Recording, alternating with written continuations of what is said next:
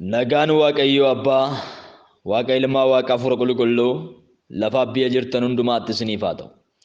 Qulqulloota saba Waaqayyoodhaa kan taatan, waldaanutti ijoollee kakuuti kan jedhu jalatti kan argamtan, hundumti keessan akkam jirtu. Galannii fi ulfinni Yesuus Kiristoosidhaaf haa ta'u. Egaa sagalee Waaqayyoo isa jiraataa, isa humna hojjetu of keessaa qabu, sabillaa qara lamaan qarame caalaa qara qabu, sagalee Waaqayyoo isa bara baraa walii wajjiniin in ilaalla. Galannii fi ulfinni Yesuus Kiristoosidhaaf haa ta'u. Barri baraan hin geeddaramaa, guyyoonni guyyaadhaan hin darbu. Sagalee Waaqayyoo inni jiraatan garuu bara baraan kan geeddaramu miti. Immoo fa'u hin dulloomu, hin dadhabu, yeroo maraa inni sanuma. Yesuus Kiristoosidhaaf galanni guddaan haa ta'u. Egaa Waaqayyoo har'a sagalee isaa keessa waan nutti dubbatu qaba. Waaqayyo iyyata keenya hin dhaga'a. Galanni ulfinni Yesuus Kiristoosidhaaf haa ta'u. Obboleessa koo, obboleettii koo, Waaqayyo iyyata kee hin dhaga'a. Waaqayyo Waaqayya namaa dhaga'uudha. Waaqayyo Waaqayya kee dhaga'uudha.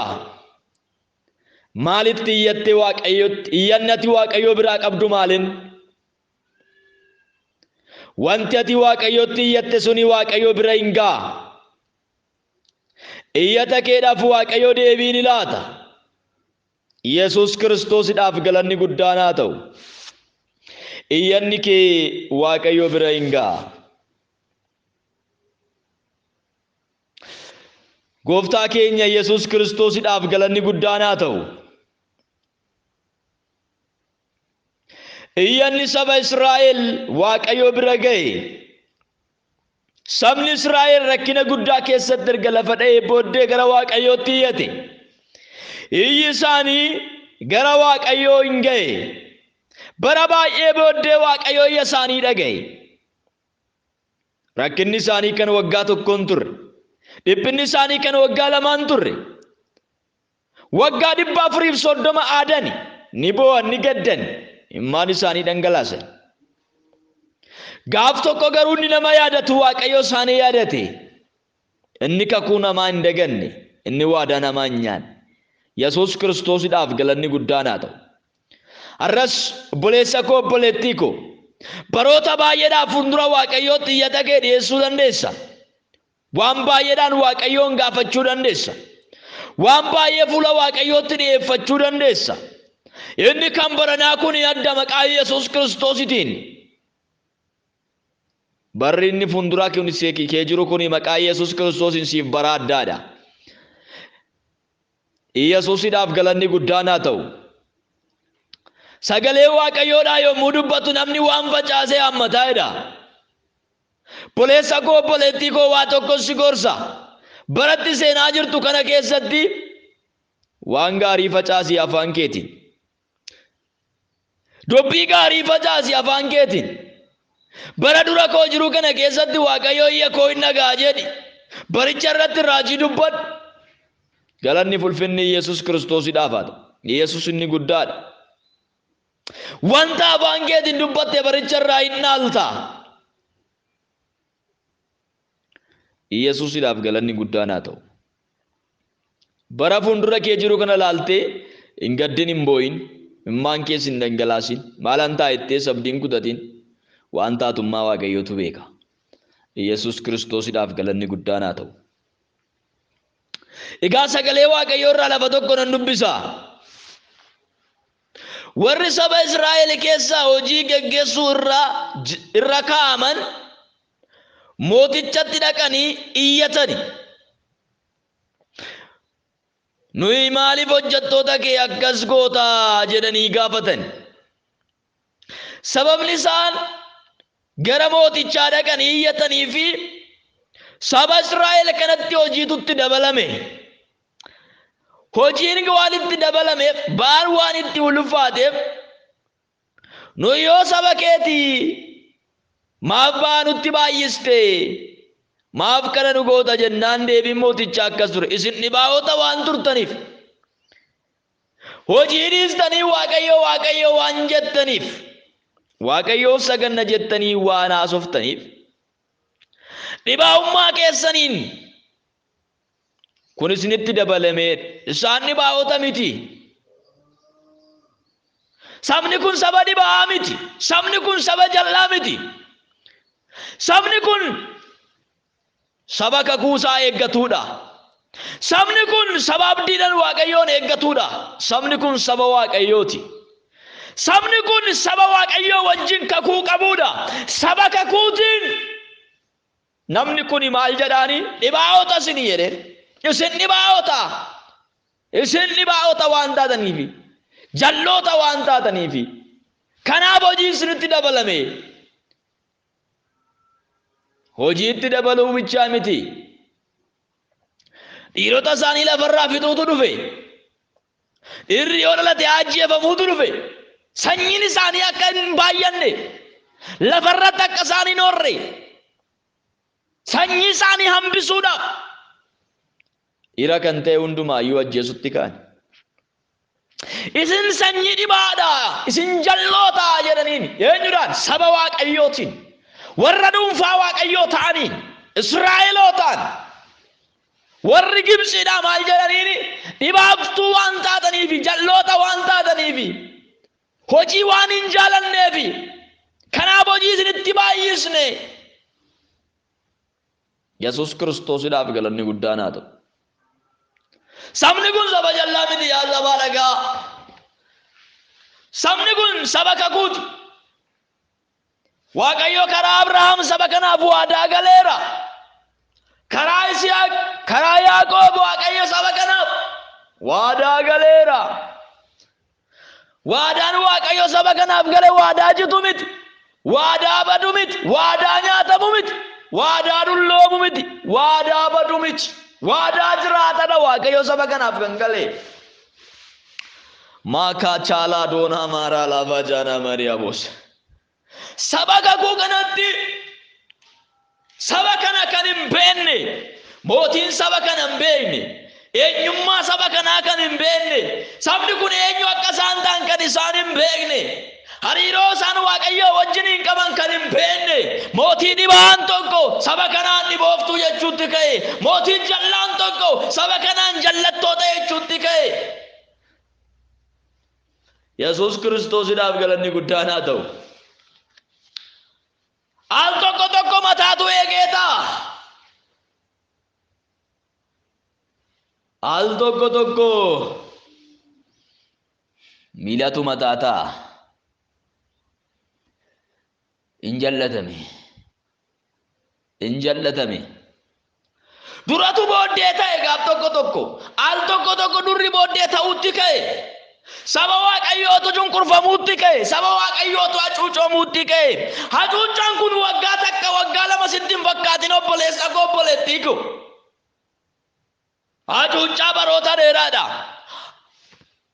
Hacuucaa kana jalaa ba'uudhaaf jedhanii gara mootitti iyyatanii.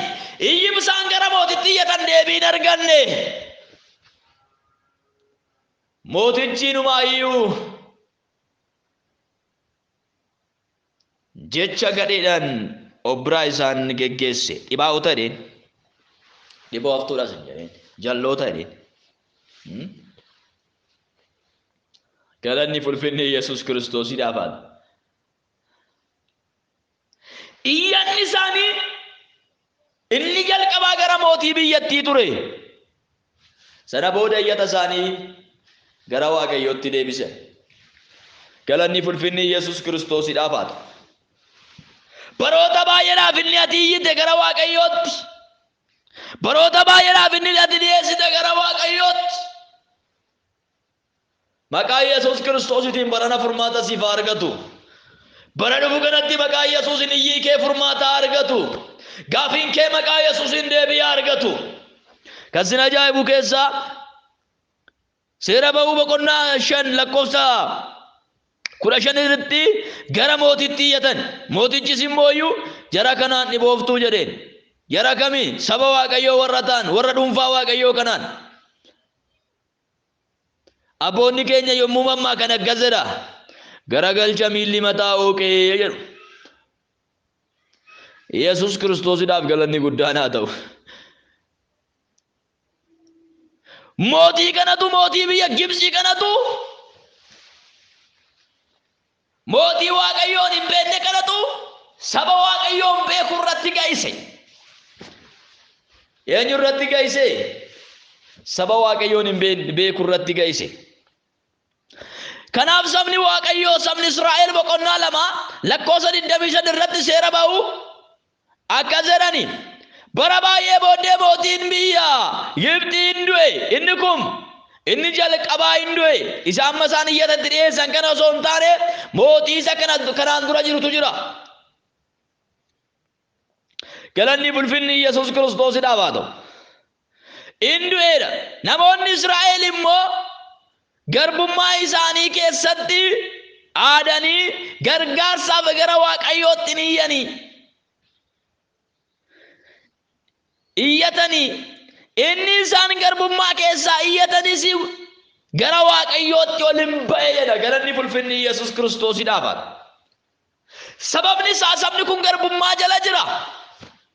Waaqayyoof yerootti sagadu hin qabu. Yerootti Waaqayyoof gadi jedhu hin qabu. Mootiin Yoosefin hin beekne tokko deebi'ee muudameera. Mootiin inni ammaa kun erga du'ee booda mootiin Yoosefin hin beekne tokko ka'ee muudameera. Mootiin kun saba kanas hin beeku, Yoosefinis hin beeku. Mootiin kun saba kana cunqursuutti ka'e.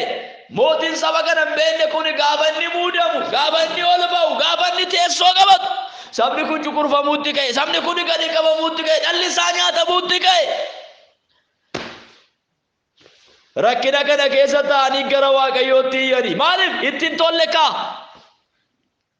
Jireenyi kun ittiin tolle. Rakkina keessatti ta'anii gara Waaqayyootti iyyani. Buleessa koo buleettii koo. Haalli ati amma keessa jirtu kun sitti toleera. Jireenya ati amma keessa jirtu kun sitti toleera. Biyya ati amma keessa jirtu kun sitti toleera. Iddoon ati jirtu kun sitti toleera. Sitti hin tolle yoo ta'e, natti hin tolle jettee gara Waaqayyootti iyyaa jirta yoo ta'e, Waaqayyo achi keessaa butee si baasuudhaaf hin danda'a. Iddoo siif hin tolle keessaa si baasuudhaaf Waaqayyo hin danda'a. Bakka siif hin tolle si baasuudhaaf Waaqayyo hin danda'a. Haala siif mijanne keessaa si baasuudhaaf Waaqayyo hin danda'a. Rakkinatti keessatti kuftee jirtu keessaa si baasuudhaaf Waaqayyo hin danda'a. Baasitti ulfaatee irraa fuudhuudhaaf Waaqayyo hin danda'a. Yesuusiidhaaf galanni guddaan haa ta'u. Bara kana keessatti maaltu sitti toluu laata? Bara kana keessatti bara 2013 kana keessatti maaltu sitti toluu dhabe? Jireenyatu sitti toluu dhabe? Waa'ee biyya keetii sitti tolee jira. Waa'ee maatii keetii sitti tolee jira.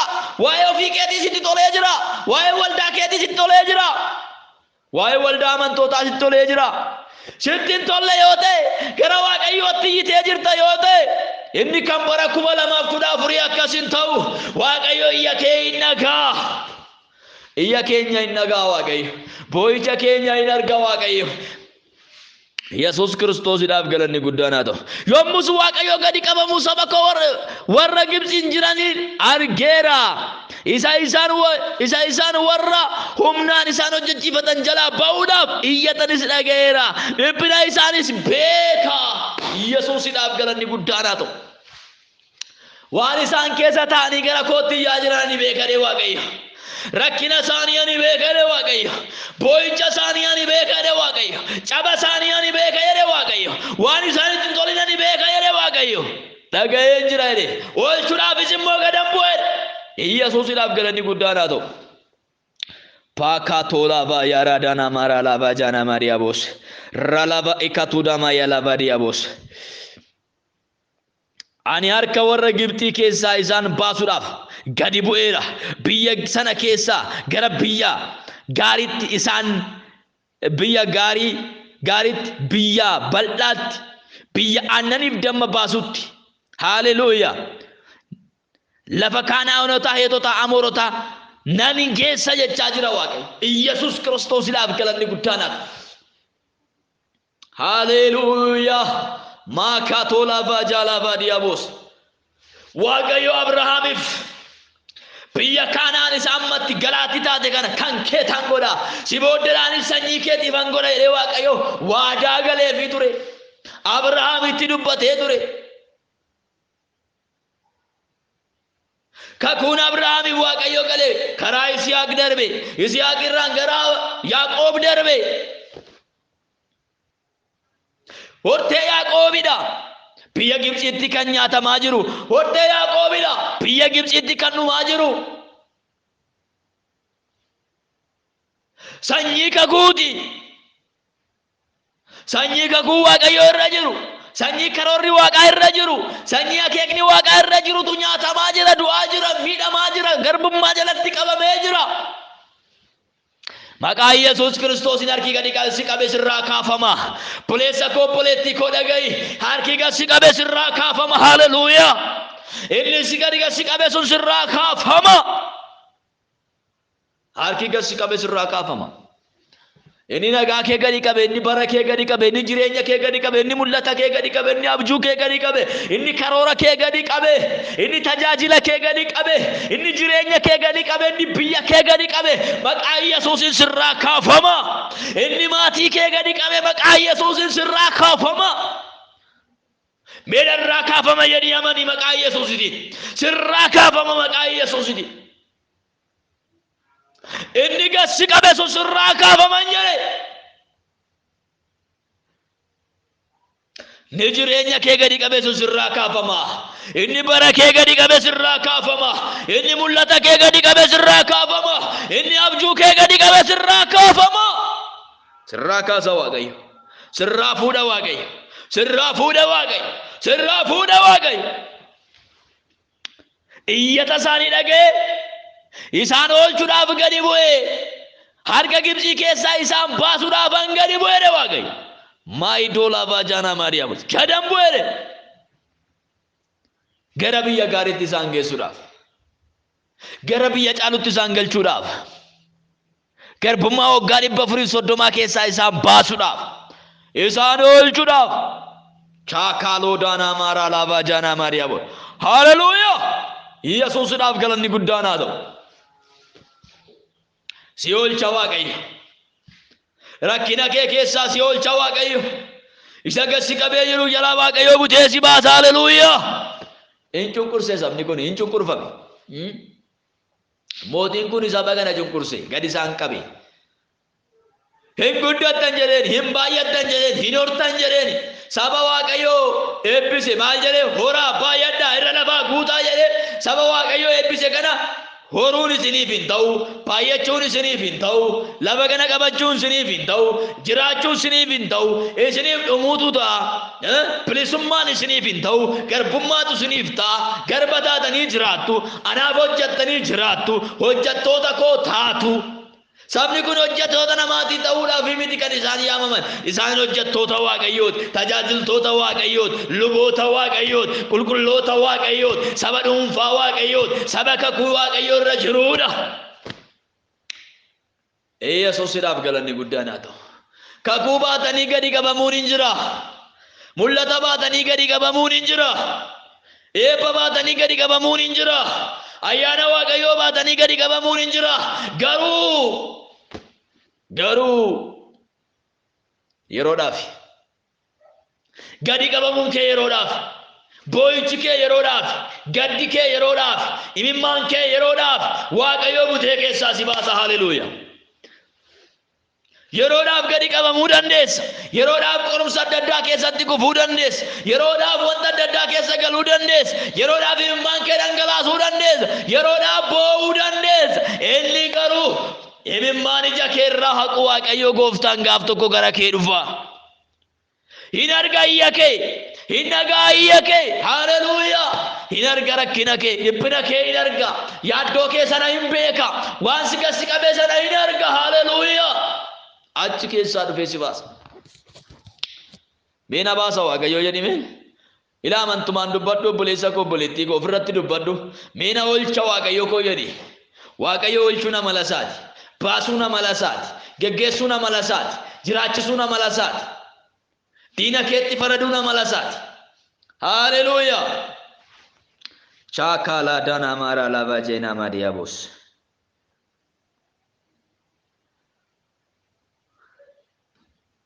Yesuusiidhaaf galanni guddaan haa ta'u. Waaqayyo Museetti erge saba kanatti. Dhaaqii mootii kanatti dubbadhu jedhee Museedhaan. Deemi itti naaf himi. Saba koo akka inni gadhiisu sabni koo gadaa dhiifamu anaa waaqeffatu. Yesuusiidhaaf galanni guddaan haa ta'u. Waaqeffannaan kee qabame gadhiifama. Eebbi kee qabame gadhiifama. Mul'anni kee qabame gadhiifama. Tajaajilli kee qabame gadhiifama. Hojiin kee inni qabame gadhiifama. Balballi kee inni cufame hin banama maqaa Yesuusiitiin. Amani waa'ee Israa'elii yaadate har'as illee si yaadata. Inni saba Israa'el garbummaa kana jalaa baase har'asiif illee Waaqayyoodha. Amani dubbii kana obboleessa koo obboleettii koo. Amani sagalee kana waaqni Israa'el har'allee waaqa kan keeti. Inni Israa'elota oolcha Waaqayyo har'allee waaqa kan keeti. Haleluuyaa. Har'allee siiniin si oolcha. Rakkina ati keessa galte keessaa butee si baasa. Dhiphina ati keessa galte keessaa butee si baasa. Haleluuyaa. Yesuusiidhaaf galanni guddaan haa ta'u. Sagalee Waaqayyooti kanas itti dubbachaa jiru. Isaan aanna geeddare isinis hin geeddara maqaa Yesuusiiti. Inni anaan baase isinillee hin baasa maqaa Yesuusiiti. Hin baana maqaa Yesuus Kiristoosiiti. Baaneerra hin baana maqaa Yesuus Kiristoosiiti. Ceeneerra hin ceena maqaa Yesuus Kiristoosiiti. Inni bara 2013 keessatti nu gargaare Waaqayyo bara 2014 keessatti humna jabaadhaan nu faana jira. Angoo gurguddaadhaan nu faana jira. Harka caalu Waaqayyo nu faana jira. Yesuusiidhaaf galanni guddaan haa ta'u. Hinceetu kasiin jedhu haa dhaga'u. Hinduuta kasiin jedhu haa dhaga'u. Hinbadda kasiin jedhu haa dhaga'u. Abdiin kee dhumeera kasiin jedhu haa dhaga'u. Siif dhumateera kasiin jedhu haa dhaga'u. Waaqayyo kee inni iyya kee dhaga'u. Gadi bu'ee si baasa. Gadi bu'ee si oolcha. Yesuusiidhaaf galanni guddaan haa ta'u. Haleluuyaa. Karaatti hafeera yaadni diina keetii. Bara 2013 keessatti inni eebba kee qabaa ture. Bara 2013 keessatti inni nagaa kee qabaa ture. Maqaa Yesuus Kiristoosiin bara dhufuttis hin danda'ini. Maqaa Yesuusiin bara dhufuttis hin danda'ini. Warri miidiyaan waggaa 7 Israa'eloota cunqursaa turani. Waggaa 7 booddee Waaqayyo Israa'eloota hin yaadate. Israa'eloonni erga yaadatamanii booddee galanni fulfinni Yesuus Kiristoosiidhaaf haa ta'u. Waaqayyoof qubaa dhiyeessani. Waaqayyoof galata dhiyeessani. Yaadatamuu booddee galata dhiyeessitu ta'a. Maqaa Yesuus Kiristoosiin barri fuuldura keessan jiru bara galataa isiniif haa ta'u.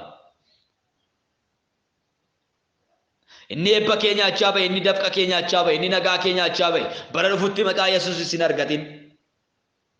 Maqaa Yesuus Kiristoos isin argatin. Harka keessa ol kaasaa isiniifan kadhadha. Maayikaa toolaa baajaalaa baadiyaaboos. Bara kanatti kasin cunqursaa bahe. Bara kanatti kasin qabaa bahe. Eebba keessan nagaa keessan qabaa kan bahe. Jireenya keessan qabaa kan bahe. Bara kanatti rakkinni kan sitti marse. Bara kanatti dhiphinni kan si marse. Maqaa Yesuus Kiristoosiin bara dhufutti isin argatin. Maqaa caalu maqaa Yesuus isin argatin. Bara dhufutti maqaa Yesuus isin argatin. Bara dhufutti maqaa Yesuus isin argatin. Bara dhufutti maqaa Yesuus isin argatin. Kaayyoon diina keetii hadiigamu. Karoorri diina keetii hadiigamu. Maqaa Yesuusin hadiigamu. Maqaa Yesuusin hadiigamu. Maqaa Yesuusin hadiigamu. Maqaa Yesuusin hadiigamu. Humni Luusifer inni eebba keetti rarra'aa bahe. Inni jireenya keetti rarra'aa bahe. Inni nagaa keetti rarra'u. Maqaa Yesuus Kiristoosiin inni hin ceetu siif hin jedhu. Inni hin eebbifamtu siin jedhu. Inni gara Waaqayyootti akka hin dhiyaanne barbaadu. Inni ati Waaqayyoo wajjin akka hin jiraanne barbaadu. Inni ati akka Waaqayyoon hin waaqeffanne barbaadu. Akka mootii kana akka mootii Gibsiidhaa kana sabni kun Waaqayyoon akka isaan hin waaqeffanneef hojii itti baay'ise.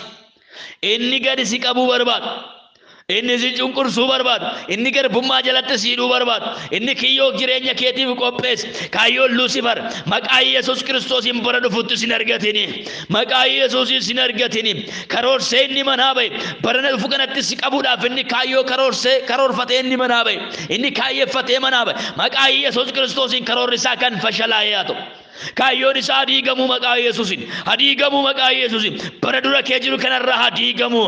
Eebba keerraa hadiigamuu. Eebba keessa fuuldura kee jiru. Isa bara kana keessatti Waaqayyo sii qopheesse irratti inni si loluudhaaf manaa ba'e maqaa Yesuusiin kan waraaname haa ta'u maqaa Yesuusiin kan waraaname haa ta'u maqaa Yesuusiin kan waraaname haa ta'u Loot Abrahaamitti akkuma adda ba'e eebbi Abrahaam immoo gara Abrahaam akkuma dhufe Waaqayyos gara Abrahaam dhufe akka Abrahaamiin eebbise maqaa Yesuus Kiristoosiin siifan kadhadha maqaa Yesuus Kiristoosiin waldaa kanaaf nan kadhadha waldaa ijoollee kakuudhaaf nan kadhadha sagalee kana kan dhagaaniif nan kadhadha nama sagalee kana dhaga'uuf nan kadhadha maqaa Yesuus Kiristoosiin Loot Abrahaamitti akka adda ba'e rakkinni bara baay'ee si faana deemaa ture dhiphinni bara baay'ee si faana deemaa ture jinniin bara baay'ee si faana deemaa ture xonqolaan bara baay'ee si faana deemaa ture abaarsi bara baay'ee si faana deemaa ture maqaa Yesuusiin sirra haa citu maqaa Yesuusiin kuteera maqaa Yesuusiin kuteera maqaa Yesuusiin kuteera sansalata diina keetii kukkuteera maqaa Yesuusiin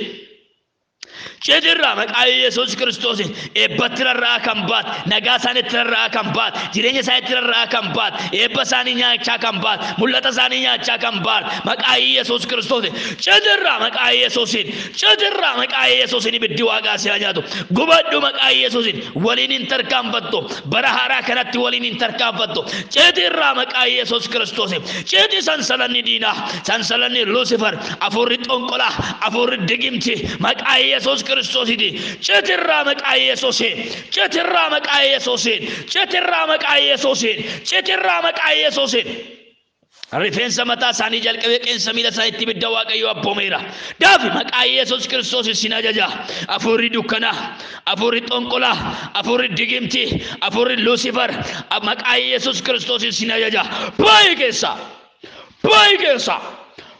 keessa ergamaan du'a maqaa Yesuus Kiristoosiitiin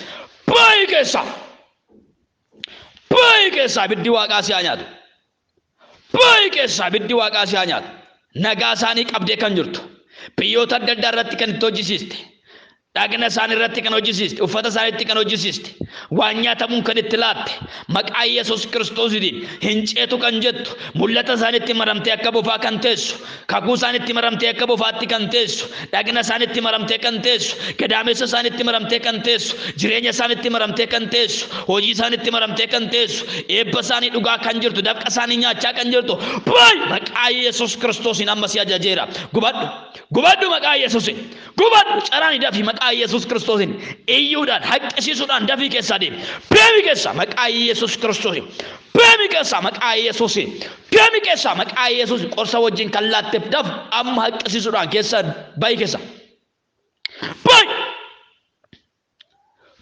ibiddi waaqaa si haa nyaatu baay'ee keessa daf rifeensa mataa isaanii jalqabee qeensa miila isaaniitti ibidda Waaqayyoo ajajeera ibidda gubadhu maqaa Yesuusiin gubadhu maqaa Yesuusiin gubadhu maqaa Yesuusiin gubadhu maqaa Yesuusiin nagaa isaanii nyaachaa kan baat eebba isaanii nyaachaa kan baat mul'ata isaanii nyaachaa kan baat abjuu isaanii nyaachaa kan baat humni Luusifer daf waldaa ijoollee kakuurraa daf saba sagalee kana dhagaa jirurraa dafi maqaa Yesuus Kiristoos si ajajeera baay'ee keessa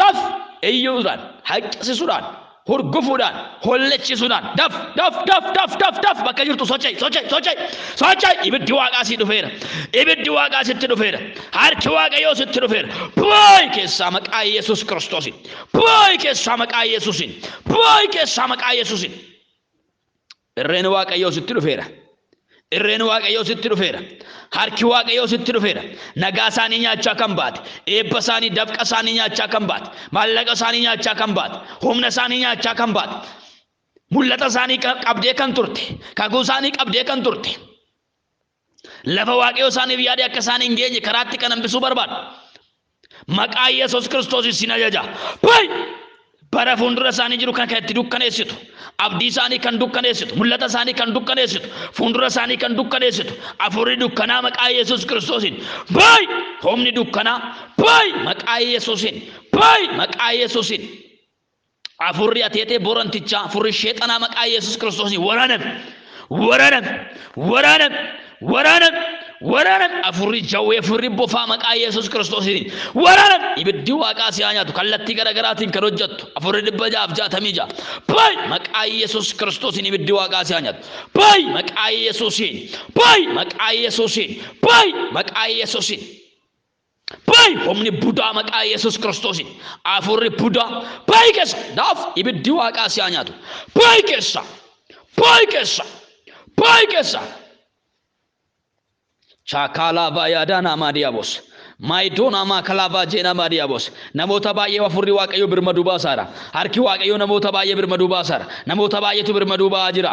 Mai abdiin kanatti dukkanaayi fuuldurri isaanii kanatti dukkanaayi. Barri fuuldura jiru kun itti dukkanaayi. Maalantaa jiranii namoota ta'anii gaddaa jirantu jira. Namoota ta'anii bo'aa jirantu jira. Maalantaa eessan naqa akkamantaa jedhanii immaan isaa dhangalaasaa jirantu jira.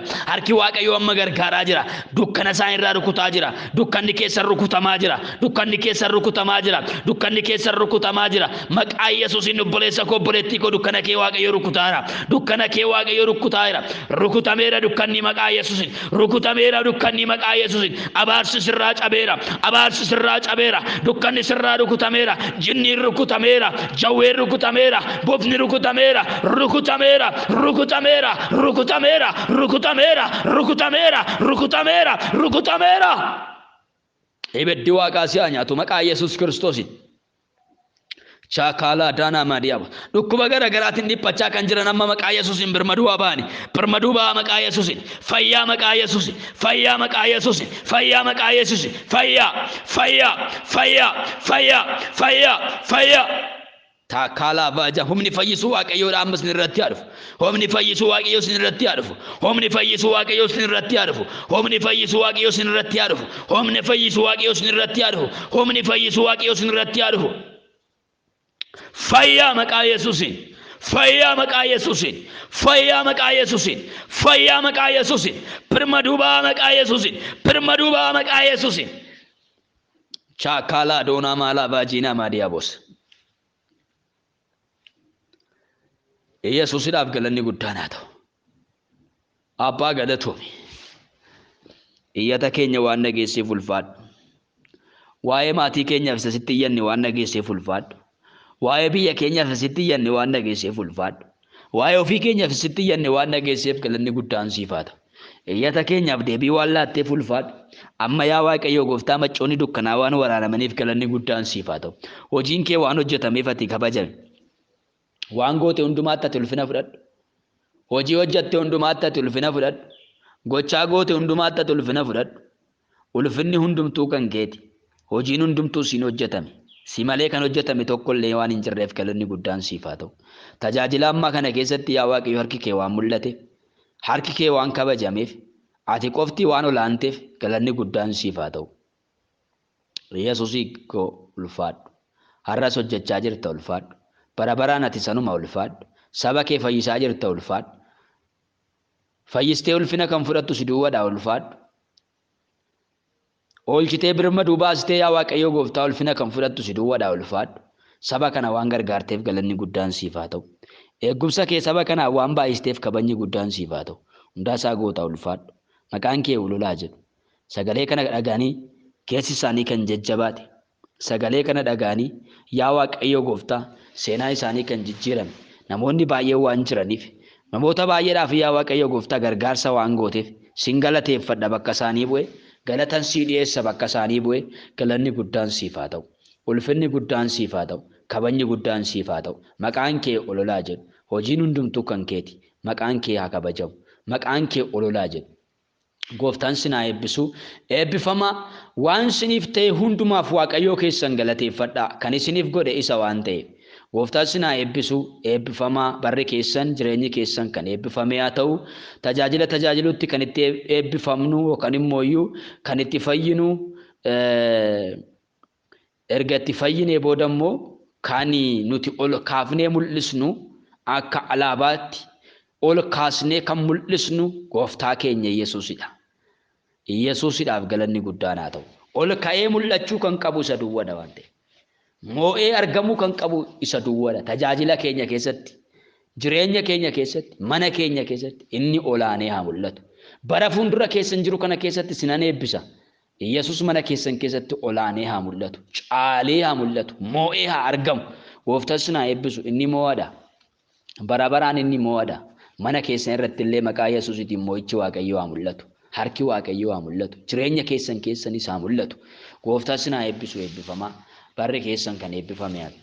Obboleessa keessan Gammachuu Urgeedha. Lakkoofsi bilbila kootii Duwwaa 912 99 49 yoo jettan na argachuu dandeessu. Waaqayyo ulaa bantii Waaqaa banee isin haa eebbisu. Eebbaaf ta'a homtuu gad isin qabuu hin danda'ini. Gooftaan isin faana haa ta'u. Shaaloom. Yaada Waaqayyoo keessatti tura. Gooftaan isin haa eebbisu.